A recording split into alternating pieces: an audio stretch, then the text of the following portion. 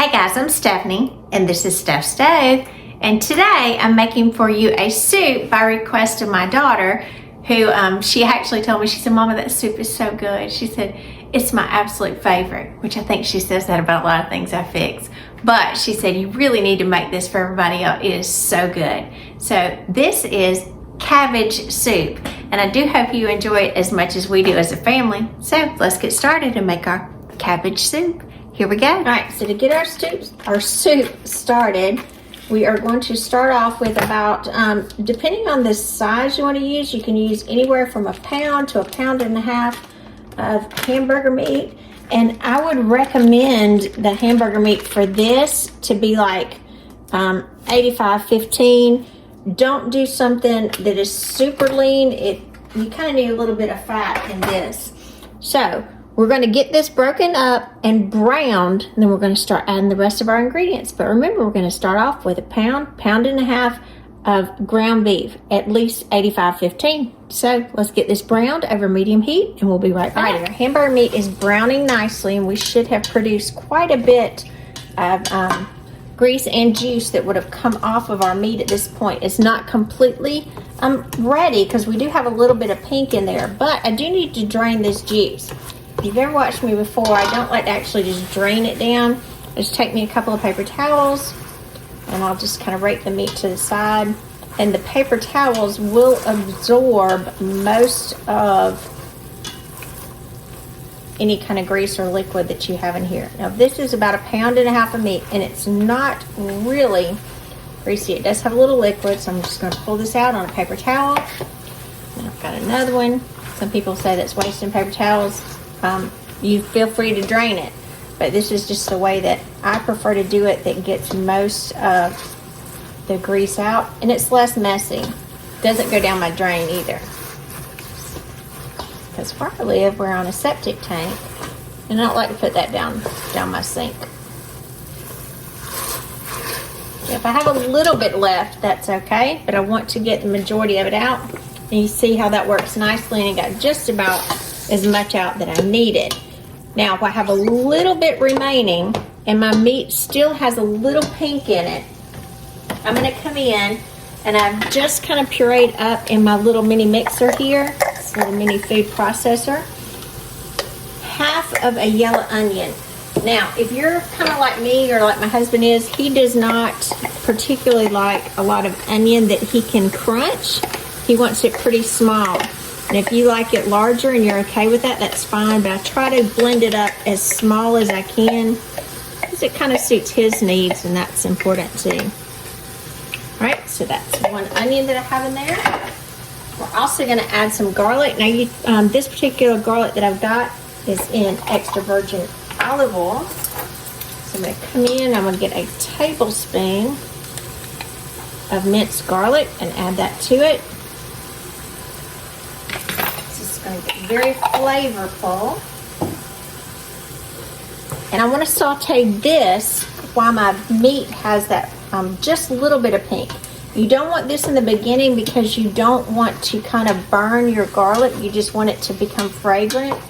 And the same way as your onion, you've chopped it up so small it doesn't need a lot of cooking. You just want to heat it through just so it doesn't have that really harsh bite when you bite into it. And this will only take a minute or so. And again, because the onion is rather small that I've put in there, and as you can see, the pieces in there of the onion, it's kind of little at this point. You can see some pieces there. Okay, so I'm just going to blend this around for about a minute, kind of get everything incorporated. And you will start smelling the garlic, so kind of don't worry about it. When you smell it really good, it's kind of the flavors have bloomed. That's when you want to kind of go on to your next step. That smells really good right now. Okay, so the next thing that I'm going to add, I've got a can, and these are fire roasted diced tomatoes. We are going to add the entire can with the liquid. Now, if you can't find the fire roasted tomatoes, that's okay too, but it does add so much flavor to it. And that's what those little dark spots are in the tomatoes that you'll see, is that fire roasting. Just such a great flavor. And again, you're not draining it. You're putting it in there completely liquid and all. Kind of run that together. And then we're gonna let this cook together for about a minute or so, and then we'll be right back. All right, our soup is coming together nicely. We got a nice base of our meat, our onions, fire roasted tomatoes, and garlic. So we've kind of let those simmer, and you can see all the steam coming up there. I'm gonna turn the heat down just a little bit, kind of to medium low. Gonna give it another good stir. Get it together. Wonderful. Now to this, we're gonna add, this is 32 ounces of beef broth. We're gonna add the entire 32 ounces. I just kind of add this low so it doesn't spill on you and everywhere else. Honestly, I remind that because it has happened. It's happened to me. It's all 32 ounces. Now you could use chicken stock if you preferred, but I think, personally, I think the beef broth gives it a much better flavor. But you can add chicken if you prefer that. All right, so we're gonna get this together. Move that around, make sure. I always kind of stir between when I'm adding things, and I kind of scrape it on the bottom to be sure that those little brown bits, the little fond, aren't stuck to the bottom, because those are flavor and you don't want to leave those. So I want those kind of removed. So I'm gonna take a second and then just go through and kind of scrape back the bottom to be sure I've got everything off. That feels pretty good. All right, the next thing we're gonna do, we're gonna add a little seasoning. Now, first of all, we're gonna add, and I'm gonna do this kind of to taste, and I'm just gonna figure this is my salt. I'm gonna add a little salt, not a lot. Add a little pepper, a little strawberry peppers. Kind of needs to be replaced there. Then I'm gonna come over here. This is Italian seasoning that I'm adding next. Get my lid off of it. I'm gonna add 1 teaspoon, excuse me, not tablespoon, a teaspoon of Italian seasoning. I did a heaping teaspoon. That's fine too. A little bit extra certainly won't hurt us. And then we're going to kind of gently blend this together. And kind of let that cook over there by itself for just a minute. And again, kind of we're on medium low. I've got kind of about a 4 on my number scale on my eye over here. So I'm going to kind of migrate here to the side so you can see this is half of a head of green cabbage.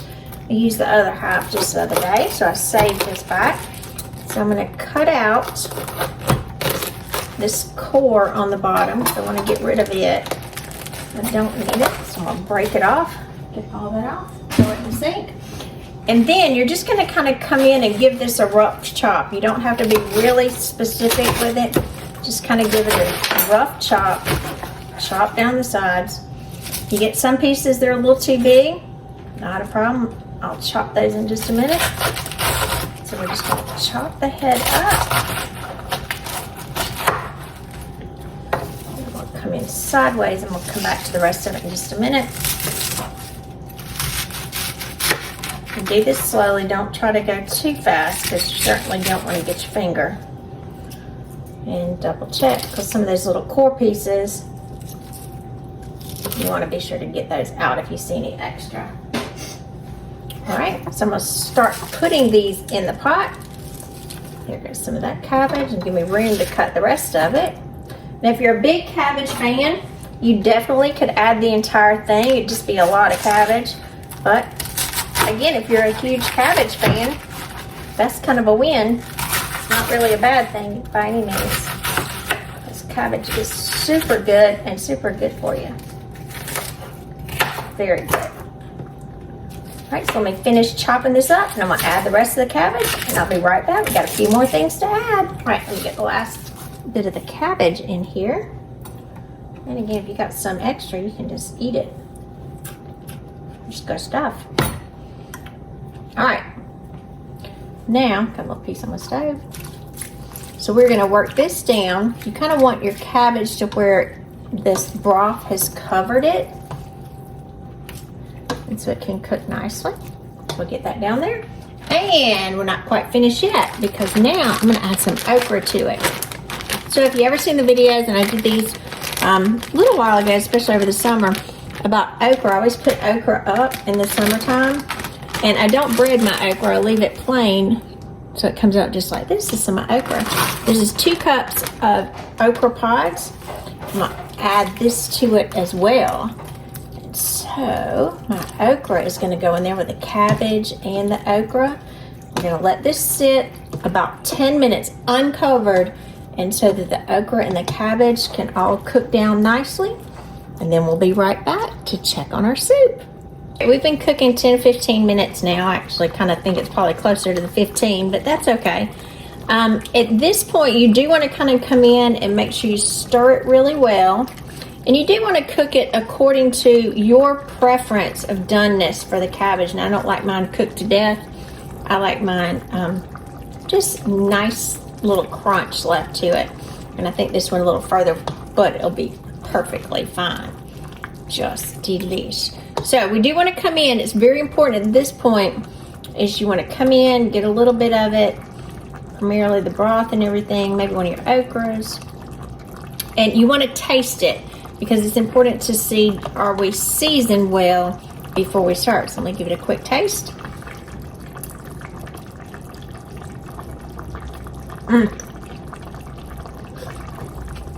Delish.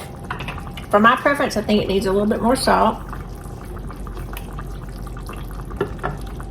and a little bit more pepper. And again, you will do this according to your own taste.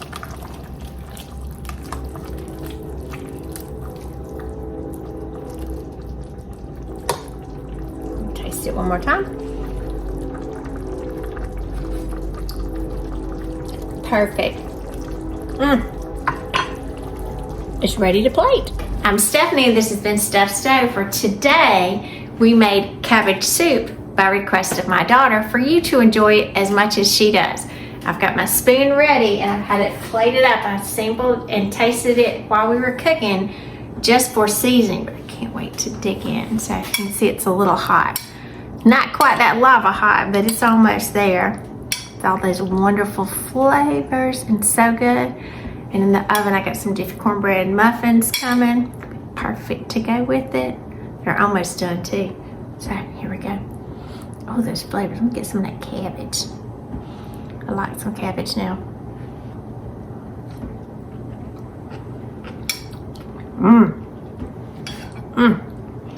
That cabbage and okra. Perfect. Super easy soup to make. So delicious and really good for you too. So remember, I'm Stephanie. This is Steph's Stove. Give us a thumbs up. Click that subscribe button for more great content like this. And remember, Steph's Stove, we're making memories one dish at a time. Thanks for watching, guys. Have a great night. Bye. Enjoy some soup.